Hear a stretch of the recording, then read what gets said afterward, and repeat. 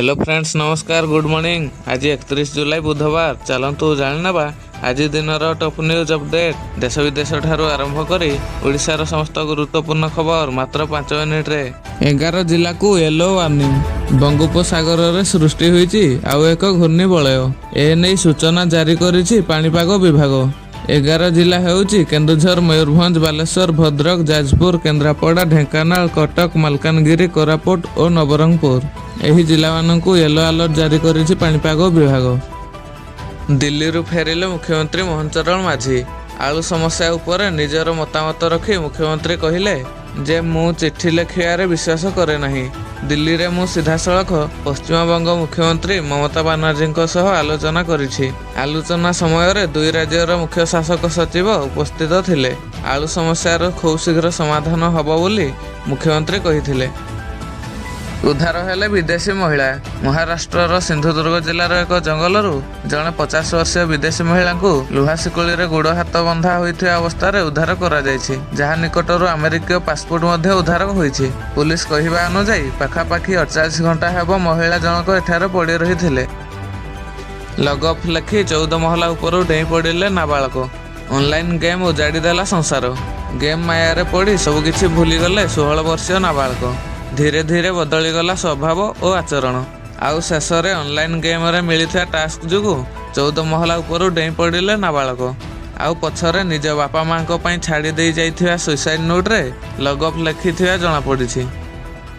Seal हैला विकास Divyakirti coaching centre.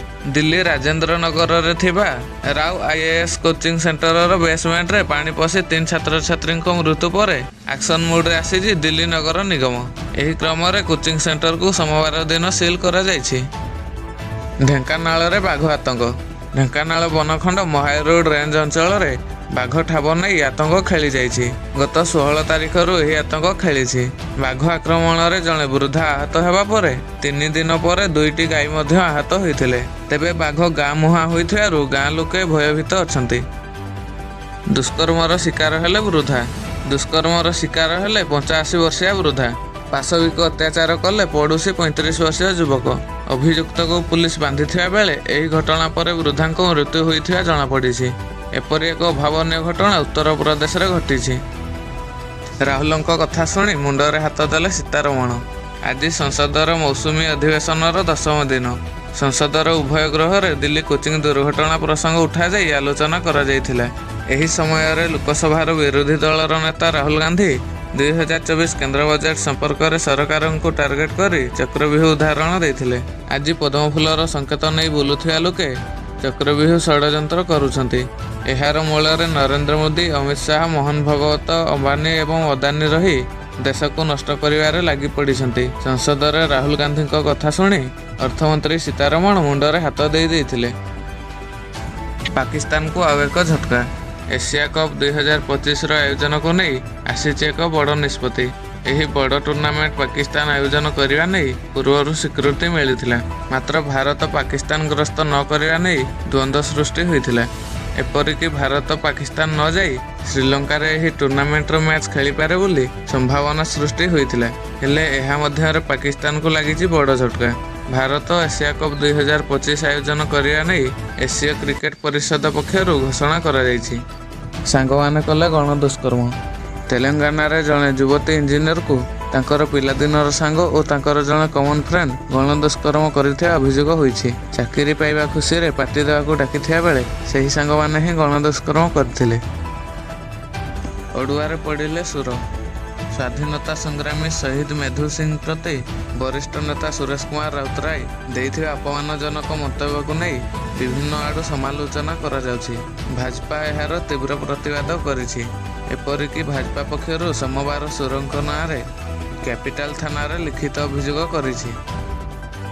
नवीन सरकार गुमर खोलिले मोहन चरण माझी। निर्वाचन पूर्व भोट हातेइबा पई योजना पर योजना घोषणा करथिले तत्कालीन बीजेडी सरकार। हेले एही सबु योजना सबुर सत एबे सामना को आसीछि।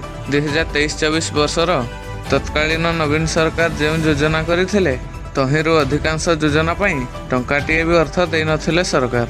अपर पक्षर ओडिशा मेट्रो परिवहन पई 2023-24 वर्ष बजेट रे कौनसी अर्थ दिया जाय नथिला।